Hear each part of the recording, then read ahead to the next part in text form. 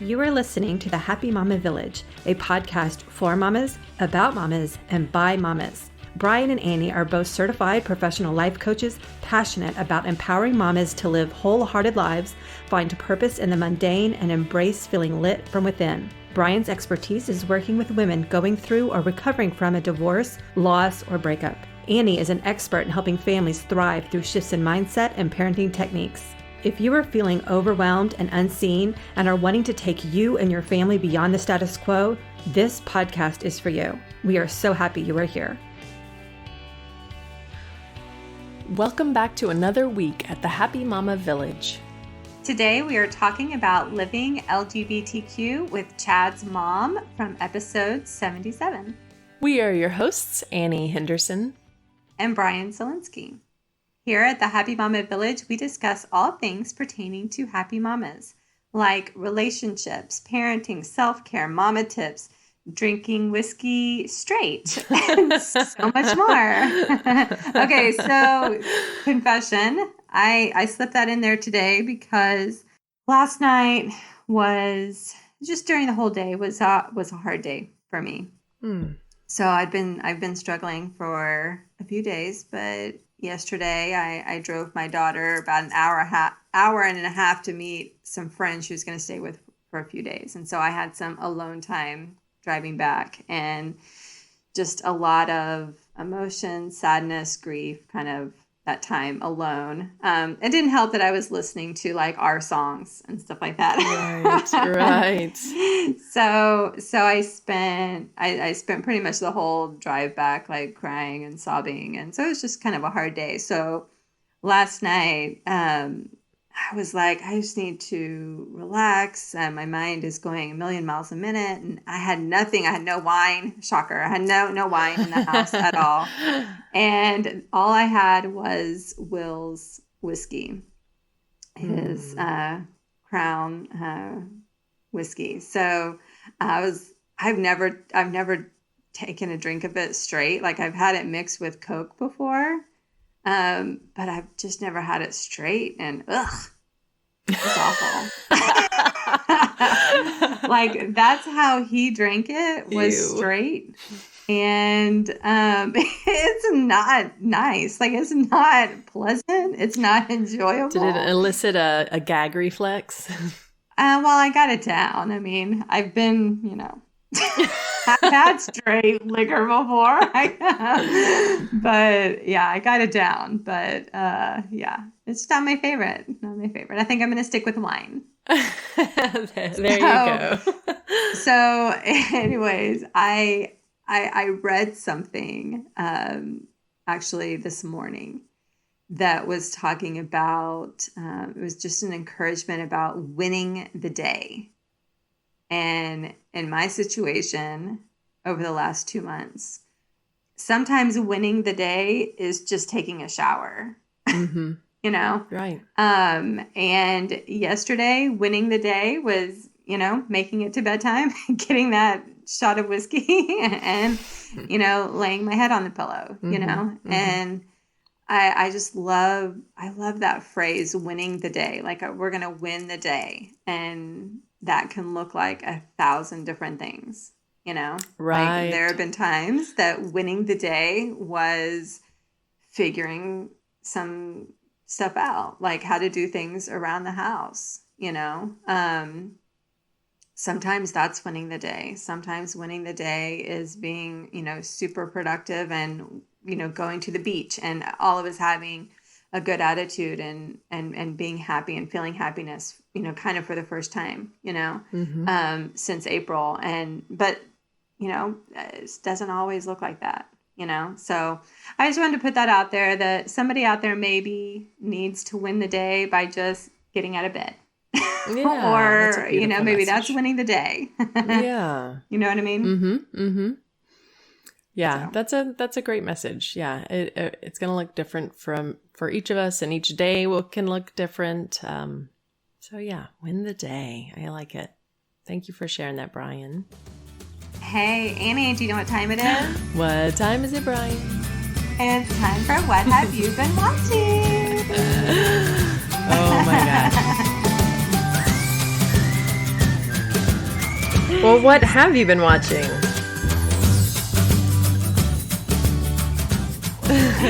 Okay, so I'm going to go first. All right, so we talked about this. We've talked about this a couple times.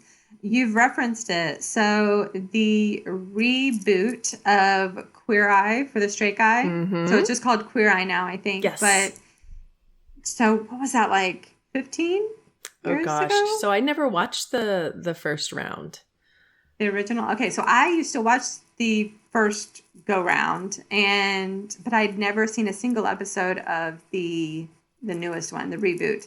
So I need a new series to be watching, and so because I have to have something, so I was like, "Hey, I'm going to try this," and it's so great. Well, good. Isn't it that like I could cry in each episode? Okay, so I've only watched like the first 3 episodes. Of season 1? Are you someone that goes in order, or do you find like the best of? No. I'm in order. Oh, well, you'll have to let me know. There's some good episodes where, have you gotten to the one where they go and they help the gay son and the church? No, I have not. That one's beautiful. But I've only watched 3, or maybe 4. But like the first one was, oh my gosh, the very first one was that older man with lupus, and oh my gosh, like he was so sweet. He was very sweet. He was so sweet. So I've seen that one. I've seen the Indian Yeti guy that had the disgusting apartment. That grossed me out. And then I've seen in fact, I haven't even finished the one with the police officer. Yes. Who had the Talladega basement. Yeah. Did you? So you haven't finished that one. So what I remember about that one is that he was pretending to pull them over and Karama was driving. Okay, that's what I wanted to say. Okay, that's what I wanted to say because I don't know when that was aired. So I mean, I don't know how long this has been going. How many seasons it was, but I thought, wow, like how appropriate. Like I'm watching it now with everything that's going on. The look on, what's his name? Karamo? I believe. Karamo. The look on his face and the face of the guys in the back. I mean, all of them. Like they were like white as ghosts, and they were like so nervous and anxious for him to get out of the car. And yes, I was like, wow. Yes, and that's so if you real. haven't finished it, they do have conversations about it. Yes, I did see that part. I'm at the very, very end where like he gets to like reveal everything to his family. Yes. So so I am also watching the latest season, and it's so good, and I love when they have conversations because there'll be great conversations about, gosh, now I'm blanking on the names too, but some of them have not had wonderful experiences with the church, right? So there's always great conversations kind of around that where, people are sharing. And of course, everyone's always so loving on those shows. Everyone ends with huge hugs and everyone's so grateful. So I would also recommend that. Like if you haven't seen that show, go watch it. For sure, because they're having like real conversations. And that was the thing that really struck me about Karamo and the policeman is that it's like, hey, if everybody could just sit down and have this conversation, right. The world would be a completely different place. So really enjoying that. And then, so a couple nights ago, the girls and I, we needed a show to watch. So we started This Is Us, which may be a total train wreck. I love it. I love it. So I've seen the first 2 seasons, maybe 3, 2.5 or 3 seasons. So I've seen a lot of it or some of it, and then I stopped watching. But it's pretty wholesome. I think it's a show that the girls and I can watch together. So even though there are some parts of it, the dad dies, which is going to be kind of sensitive to us.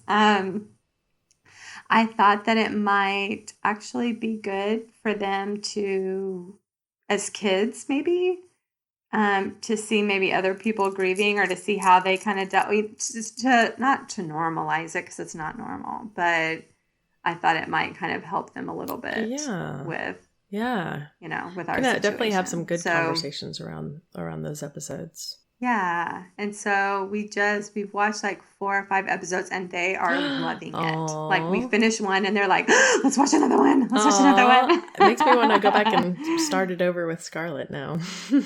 Yeah, well, you should. It's so good. It's so good. So we're really, really enjoying that. So well, awesome. So I was just going to piggyback off of you with Queer Eye. And I will say I'm about to watch Hamilton. Coming up this weekend. Oh, yeah. I was going to do that with Brinkley. We'll have to update everybody after maybe next week. Have you seen it? I have not. Had you seen the musical or do you know anything about it? Okay. Yeah, me neither. Oh, Brian, I'm so excited about today's interview. I know. Okay. So, today we have Kendra, who is Chad's mom, Kendra Ganey. She has been married to Chad's dad, Brad, for 30 years. She is the mother of 3 grown and wonderful kiddos.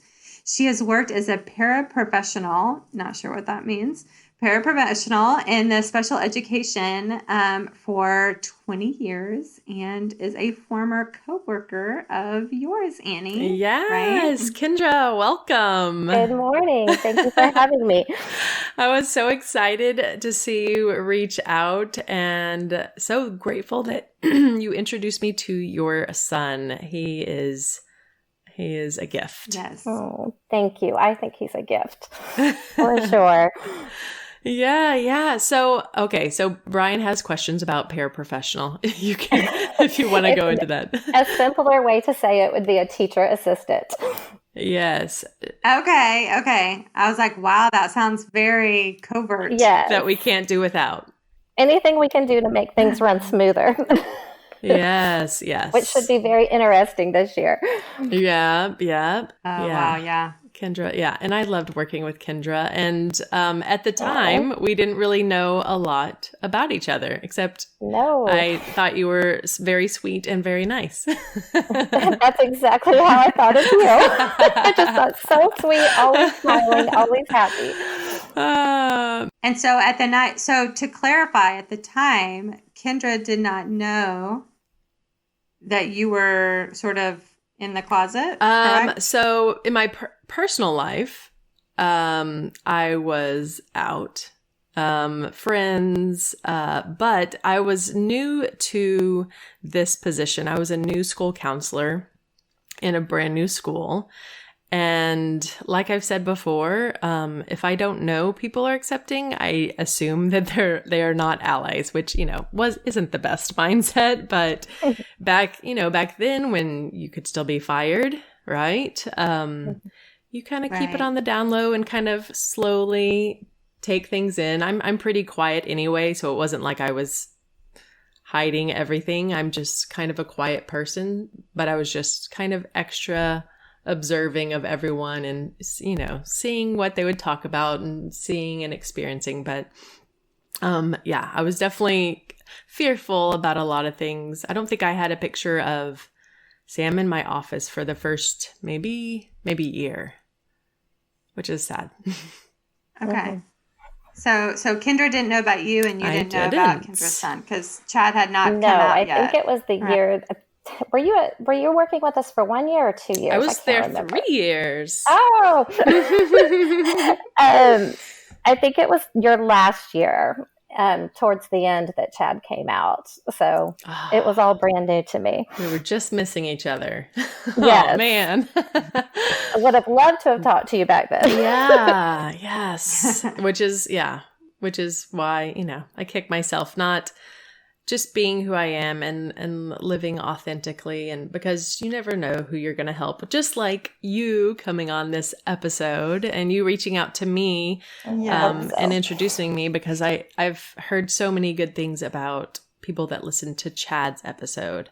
So I know that we, of course, are the Happy Mama Village. So we have a lot of moms out there, and many of them are already going through what you've been through with the child coming out, or, you know, they might not know what's ahead for them, or it could be a niece or nephew or their child's friend. And I think hearing from you is going to be just what they need. God, I hope so. Yes. So today we are wrapping up our series on Living LGBTQ. Last week we had such a great response from our chat with Chad that we wanted to get his mom's perspective as well. Living LGBTQ isn't just about the individuals. It's often a family issue as the individual comes out. So, Kendra, the family, and we chatted about this a little bit. I was so excited to talk to you. I just started chatting right away, but the family kind of has a coming out as well. Mm-hmm. How did that look for y'all? Because, you know, different families handle it very differently. Well, I think we handled it differently, him coming out at a later age than I would have handled it when I was in my 30s. True. I think every parent has those discussions. What if this happened to our child? Or what if this, you know, how would we act? And Brad and I had those conversations, and I had those conversations with friends. And one of the conversations I had is, what if one of our children were gay? And our response was, we would love them just the same. It wouldn't matter to us. But I think the first thing that I did was just wanted to get it out there. And I called everybody that I really cared about in our immediate family. I just made the phone calls. That was, I think, within 24 hours. I just didn't want it to be like a shameful secret. Yeah. So how did that I mean, I'm trying to, you know, put myself in your head. That's a tough convo to have, right? So how did that sound? Remarkably well. The only one that was a little hard, and I have very loving parents, but that was I think I can empathize a little bit with a child coming out to their parents just by having to talk to my parents about Chad being gay. I think I would have rather told them I was gay. But I kind of chickened out on that one a little bit, and my sister took care of it for me. Oh, there you go. And I awaited my parents' phone calls, and it hasn't been easy on them, but they've been very loving and, right, you know, doing the best that they can. And they've come a long way since, gosh, I guess it's been almost 4 years now. Right. Yeah. I feel like we all just kind of continue to evolve. So like where, you know, we might have all had this one feeling back in the 70s, 80s, 90s. Like, I feel like just with everything else, we're evolving and we're learning and we're noticing that, you know what, it's nothing to be scared about. Like now, you know, everyone probably knows several gay people that they love. And I think that's beautiful that you're able to have that conversation, and that you could be vulnerable sharing with us that it was hard to have that convo with your parents. Oh, definitely. Yeah, it can be definitely scary. Brian, I'm sure you are eager to ask a question. Okay, so my biggest question, and so I'm probably going out of order. I think I started that madness of out of order. So my biggest question is, as when Chad was telling us his story about you guessing things, you know, that could be wrong. And obviously the last one was the correct one, because why would you keep guessing after you got it correctly? But why was that one of your guesses? Like, had you suspected it? Had you been sort of in denial? Had it been like, because I believe that the Holy Spirit kind of, you know, prompts us, you know, and had that been something that had been a concern or been on your heart? Why was that a guess? Well, hindsight is 2020. Sure. I definitely remember, I'll tell that story in a little bit, but when he was younger, him talking about that. But Chad was also struggling with many other things at the time. Addiction, like I know he talked about. And I just didn't understand what Chad's just this beautiful, funny, amazing person. And I didn't understand why he was going through this self-loathing, this destruction.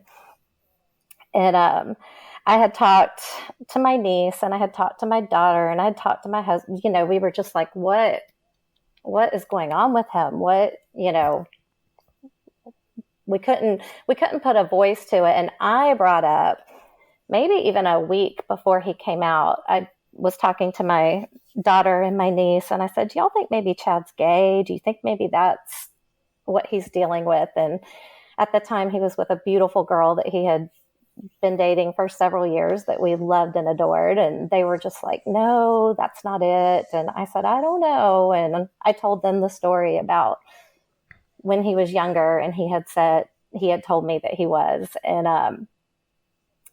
I think I knew it. Several times I had almost asked him. And unfortunately, there's this pride thing with boys where I don't know, I felt like maybe I would insult him by asking him if he was gay. Mm-hmm.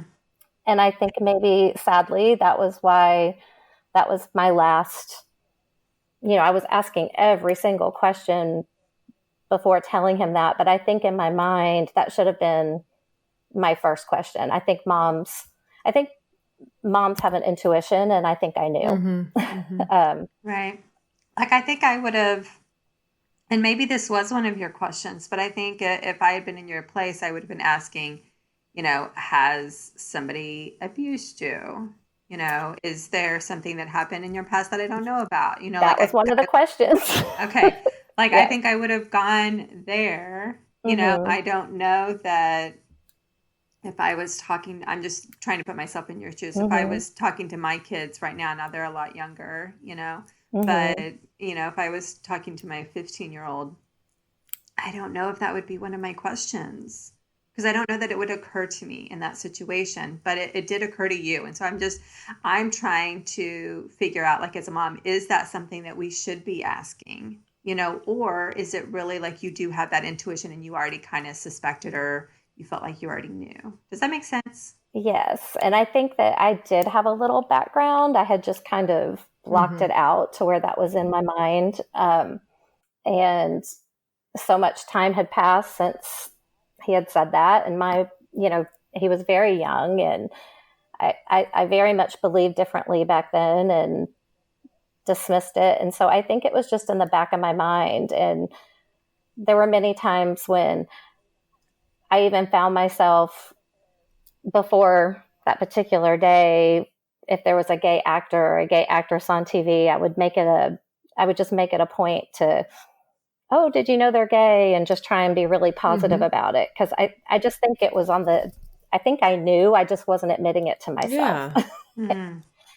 And I definitely wish I would have approached him earlier about it. I don't know if it would have made a difference, but I'm not so sure that Chad would have come out on his own. I think eventually he would have, but he's very much a people pleaser, which I've heard you talk about, Annie. Yes. So I'm not sure. He was just determined on just keeping that inside. So. Right. So yeah, growing, like you said, your beliefs have changed over the years, right? Mm-hmm. And I know I grew up in churches where they, would preach regularly that, if you're gay, you're going to hell.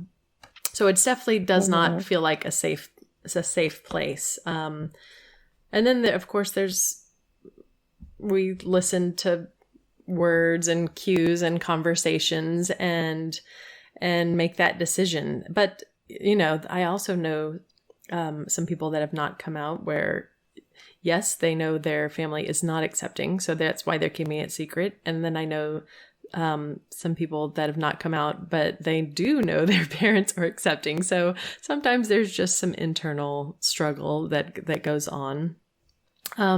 So I know you had mentioned this to me before Chad's episode, but you had mentioned that maybe it was around 6 years old or so that he first talked to you. And I just wanted to hear your side of that story if you could, because I can imagine, especially with your beliefs back then and, moms, and we want to protect our babies. And when he was 6, gosh, what do you know about what year that was? I think I might have been off a year. We've been talking about that since his episode. He was at the very beginning of 4th grade. So he was still in elementary school. Maybe 8. Yes, he was very young.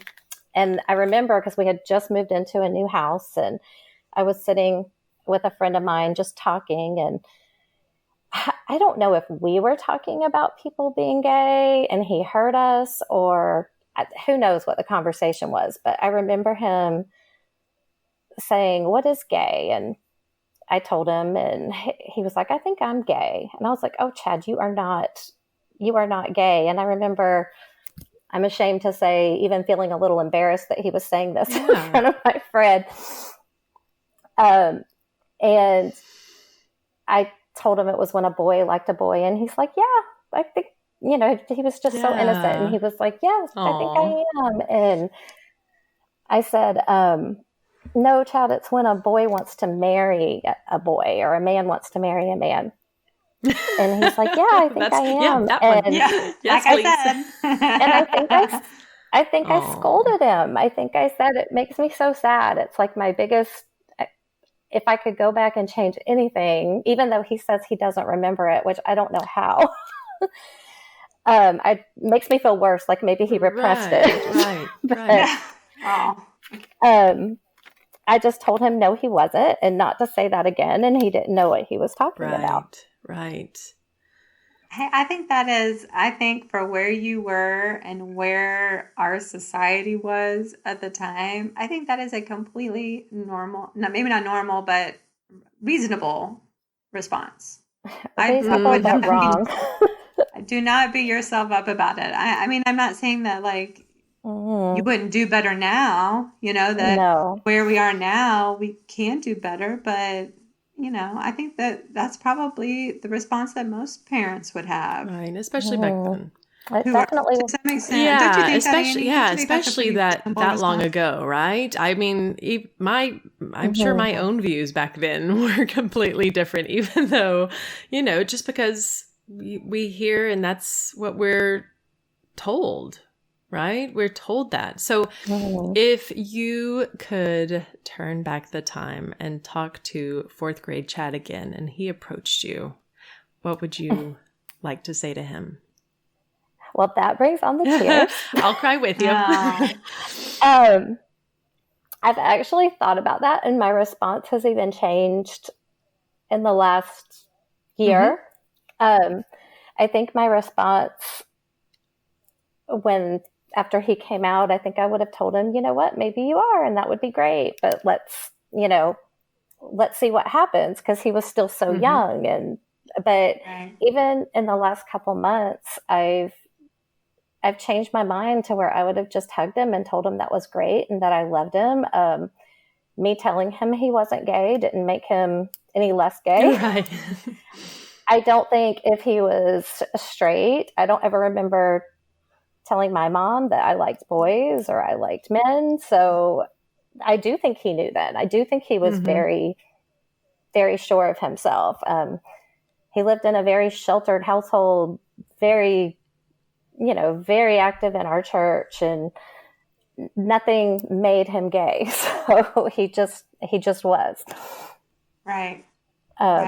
So I think I would just hug and love him and just make it as normal as I could, and make his life as normal as it could be. Yeah, that's beautiful. And I hope all the mamas out there are hearing this and, and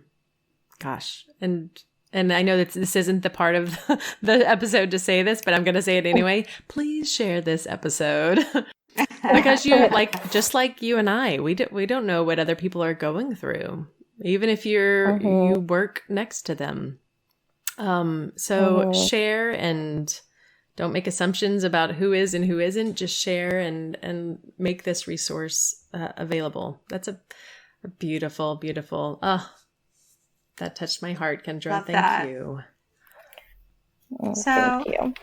Kendra, Chad talked about really struggling with your religion in general, relationship with God, and that was a real hurdle to get past. And I know, Annie and I have talked about this a little bit also. So, because she, we both go to church now. We both were brought up that way.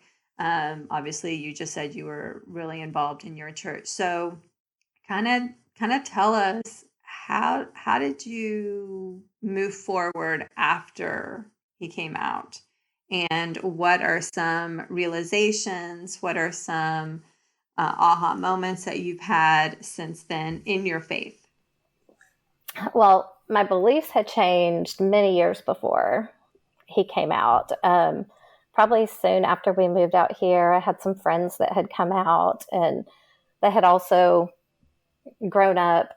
I went to a very fundamental Baptist school and was raised definitely in that atmosphere. And I had a couple of friends that came out and knew that they would never choose that. Like they would just, one had been married to two different girls, and he was a pastor, and he just struggled so bad with it. And I was like, I just knew him so well, and I knew that he would never choose that. I know how hard he fought to not be that way. And I think Chad might have mentioned this, but as a mom, I just started thinking to myself, what would make me so angry at my children, or what could my children do to make me not love them, or to make me send them to hell, which was the big fear. And there's nothing. I mean, definitely raising three children who are grown, and there's been times where my children have made me angry, and there's been times where, even to be honest with you, where I just let everything go and just felt like, oh, I can't do this anymore, but nothing would make me not love them. And I just feel that God, the God that I talk to, and the God that I have a relationship with, has to be so much more loving than me and so much more powerful than me. And it just didn't make, I think something just clicked with me. And I forget if it was Annie or you, Brian, that said this. I think we complicate things, and it's just as simple as loving each other.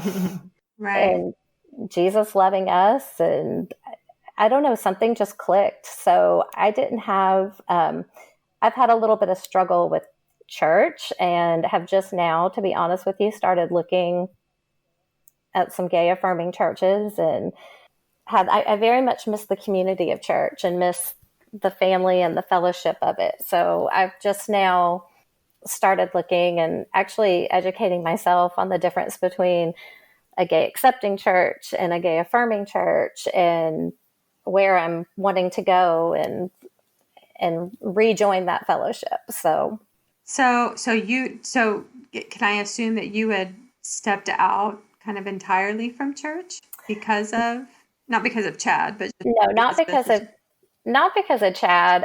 We moved here, I forget which year. It's been almost 20 years that we've lived here in Texas, and going from being where church was our life, and we had the church that we were members of in Florida was actually a really wonderful church full of wonderful people. It wasn't the church where I went to school.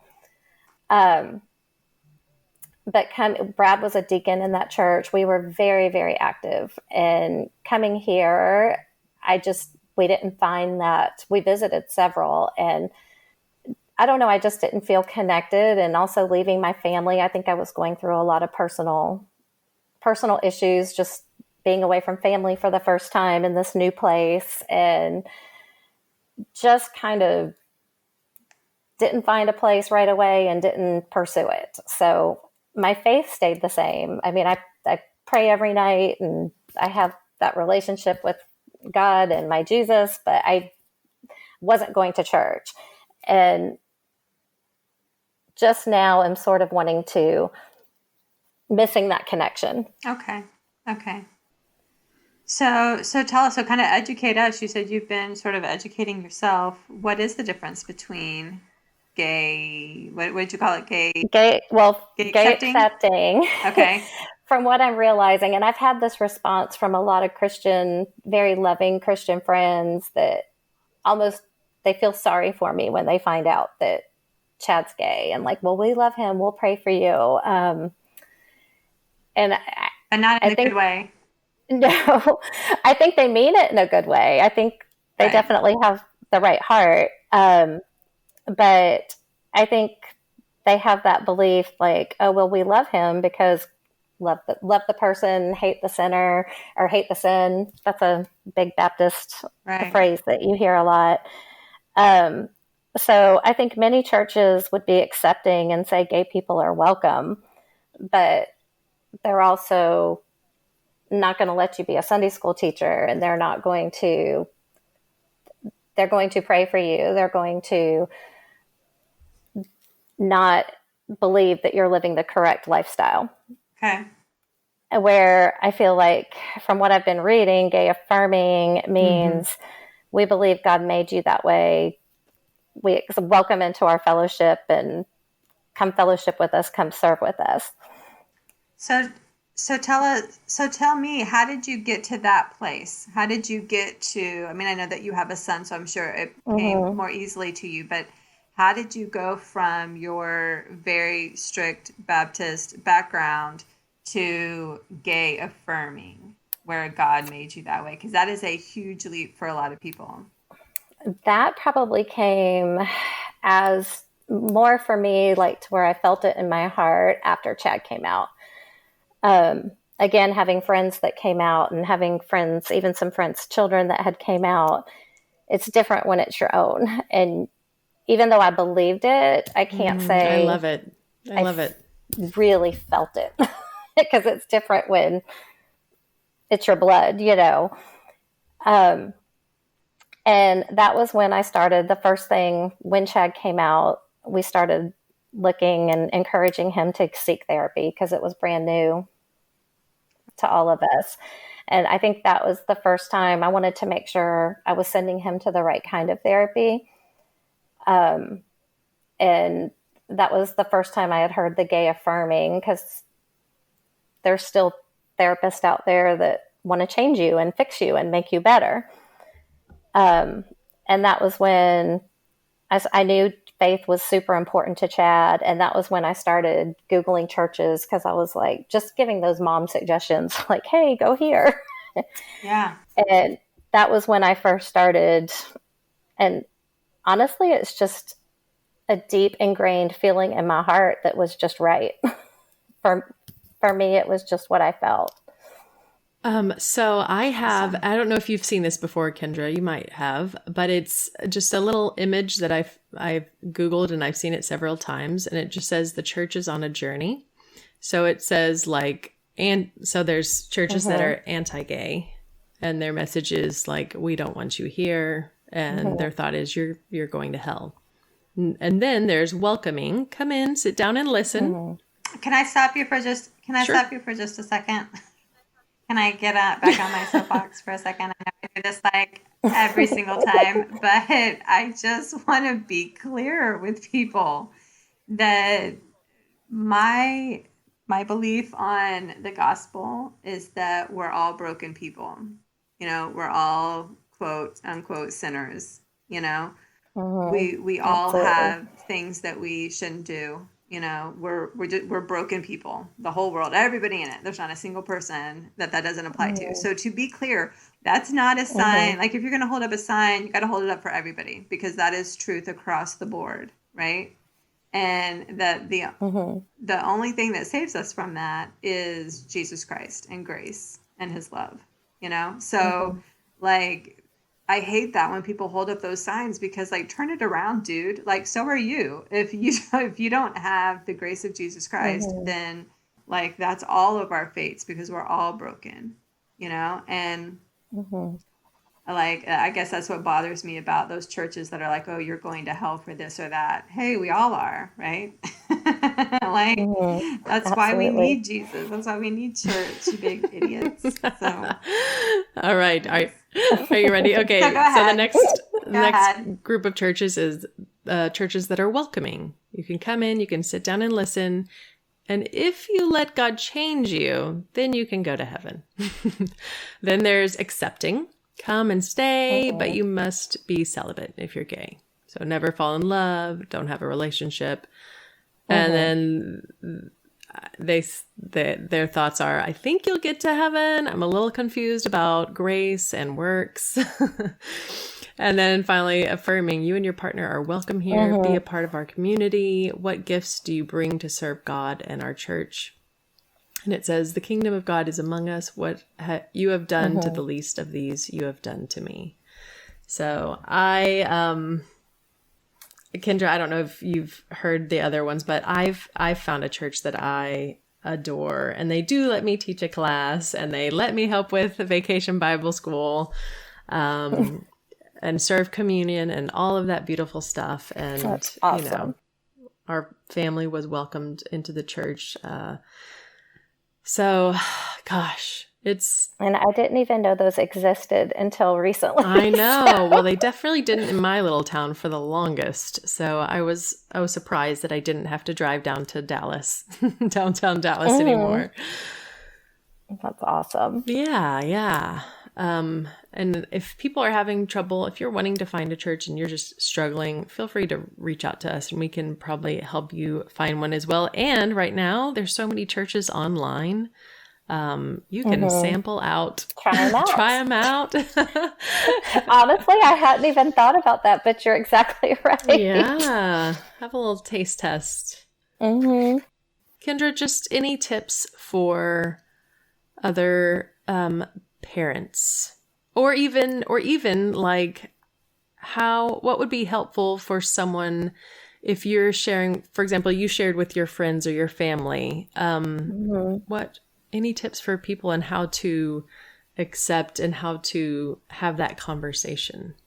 I'm kind of a rip the Band-Aid off type person, and I know people handle things very differently, but for me, it was just ripping the Band-Aid off. And just like, I think the first person I called was my sister, and told her, and then she told my nephew and told her husband. And we just, I feel just not be ashamed. And I think Chad hit on there's a lot I've done wrong as a mom, but one of the things we really stress in our family is just unconditional love. And to me, that just means you can't say, I love you, but you can't say, I love you if you could just do this. You just have to, I don't know, love doesn't have any rules. And you just have to love your children and accept your children and accept them for who they are and the people that they are. And